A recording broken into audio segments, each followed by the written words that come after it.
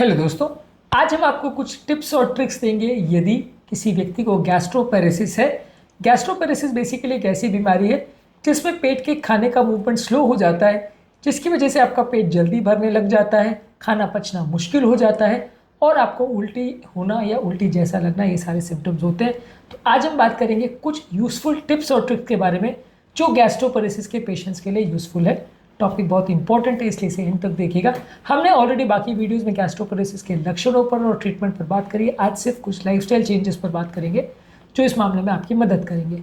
Topic पर जाने से पहले जो लोग हमारे चैनल पर नए हैं उन्हें रिक्वेस्ट करूँगा कि चैनल को सब्सक्राइब करें, वीडियोज़ को लाइक करें, शेयर करें, फॉलो करें, कमेंट करें, पूरा देखें। टॉपिक इंपॉर्टेंट है, इसलिए इसे एंड तक देखिएगा। तो बिना समय बिगाड़े चलिए शुरू करते हैं इंपॉर्टेंट वीडियो।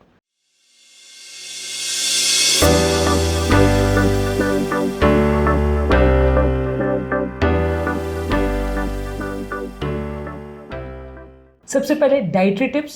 इसमें छोटी मात्रा में खाना खाइए। एक बार में ज़्यादा मात्रा में खाना खाएंगे तो खाना पचाना मुश्किल होगा, पेट में ज़्यादा खाना भरा रहेगा तो आपको इससे दिक्कत आएगी। इसलिए थोड़ी थोड़ी मात्रा में खाना खाइए। 2-3 बार के बदले 5 या 6 बार खाना खाइए और फ्रीक्वेंसी खाने की बढ़ा दीजिए ताकि पेट का आपका ओवरऑल जो न्यूट्रिशनल रिक्वायरमेंट है वो पूरी हो सके। आप कम मात्रा में ज़्यादा बार खाना खाइए। इसके अलावा खाने में फ़ैट की मात्रा को कम करिए। जो भी चीज़ों में तेल घी है उसको बॉडी को पचाने में ज़्यादा टाइम लगता है तो उसको कम मात्रा में खाइए।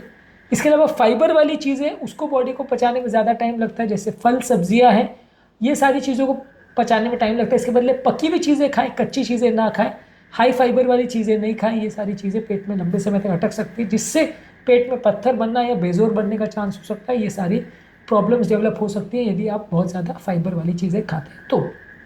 इसके अलावा खाने को प्रॉपरली चबाएं। उसको बार बार चबाते हैं तो उसको डाइजेशन करना बॉडी को ईजी पड़ता है, इसलिए अच्छी तरह से धीरे धीरे करके खाने को चबाएं, इससे भी फायदा होगा। इसके अलावा कार्बोनेटेड ड्रिंक्स यानी सोडा वाली ड्रिंक्स को अवॉइड करिए। इससे आपका पेट में ज़्यादा फूलापन या भारीपन का एहसास होगा, डिस्कम्फर्ट होगा, तो इसको भी अवॉइड करिए।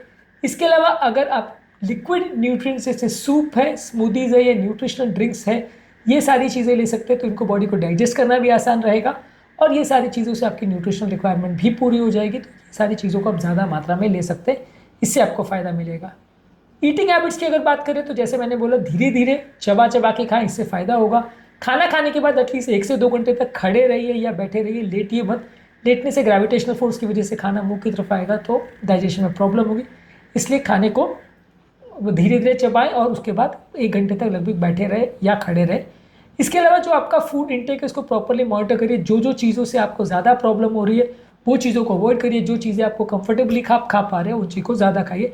एक फूड डायरी आप मेंटेन कर सकते हैं जिसमें आपको लॉन्ग टर्म एंट्री रहेगी कि क्या क्या चीज़ों से आपको नुकसान ज़्यादा होता है, क्या क्या चीज़ें खाना आपको लिए कंफर्टेबल है, तो वो चीज़ों को आप फ्यूचर में ज़्यादा खा सकते हो। इसके अलावा पानी ज़्यादा मात्रा में पीजिए। दिन भर आपको पानी ज़्यादा पीना है, लेकिन खाना खाने के टाइम बहुत ज़्यादा पानी नहीं पीना है, नहीं तो पेट बहुत ज़्यादा फुल हो जाएगा और आप खाना नहीं खा पाओगे। इसलिए खाना खाने के दौरान मत पीजिए। थोड़ा मॉइस्ट रखिए खाने को, बहुत ज़्यादा नहीं, लेकिन खाने के बाद या बाकी टाइम पे आप ज़्यादा मात्रा में पानी पी सकते हैं, लेकिन तुरंत खाना खाने के बाद या खाने के दौरान बहुत ज़्यादा मात्रा में पानी मत पीजिए, नहीं तो पेट ज़्यादा भरा हुआ महसूस होगा और खाना पचाना या एक्स्ट्रा खाना खाना और मुश्किल हो जाएगा।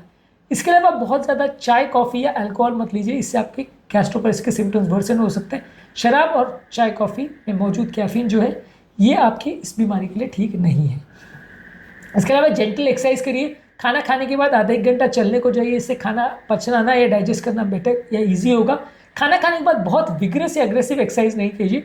सुबह आप शाम को या अलग अलग टाइम पर बाकी टाइम एक्सरसाइज कर सकते हो, लेकिन खाना खाने के बाद बहुत विग्रेस या अग्रेसिव एक्सरसाइज मत करिए, इससे भी थोड़ा इंडाइजेशन का प्रॉब्लम बढ़ सकता है और आपको पेट में दर्द हो सकता है। इसके अलावा जो मेडिसिन आपको प्रिस्क्राइब करी गई उनको प्रॉपरली लीजिए और बिना डॉक्टर से पूछे या बिना डिस्कस किए उनको बंद मत करिए, नहीं तो प्रॉब्लम ज़्यादा होगी। इसके अलावा कुछ विटामिन सप्लीमेंट जो डॉक्टर्स आपको प्रिस्क्राइब करते हैं बॉडी में विटामिन और मिनरल्स की कमी को पूरा करने के लिए, उनको लेते रहिए, नहीं तो लॉन्ग टर्म में आपको इस बीमारी की वजह से न्यूट्रिशनल प्रॉब्लम्स होगी।